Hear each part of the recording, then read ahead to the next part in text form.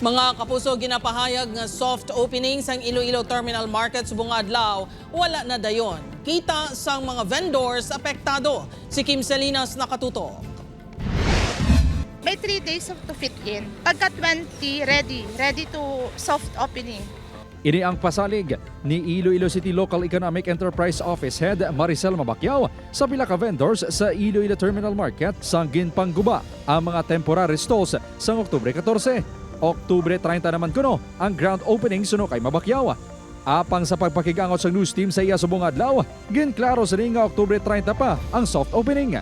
Ang ginamin natin that last time, nakakatamat sila sa Friday until Sunday, pwede na sila kabilibya sa Monday kung naka-plus-star sila. Bali, makasulod ang mga bumalakal. Galing, wala pa sila natapos. Ang maapektado nga vendors nagareklamo nga dako nakakaberdihan sa ilang masobra 2 ka semana nga pagbaligya sa igad sang dalan. Hindi ko sila makapagusto sang oras sa pagbaligya kumpara sa mga ginpangguba nila nga pwesto. Bigado budlay. Sobra, 70% Bigo lang yan. Prati may mabakalang mugdas.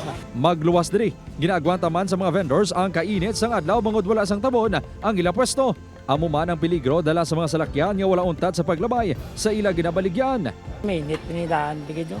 Walang alaw, mungguan nga ba diyo? Tigaangan mo dani sang mayong plastaran. Nagpasalig ang LEO nga wala sang pagsaka sa rental sang stalls kung makasaylo na sa Iloilo Terminal Market.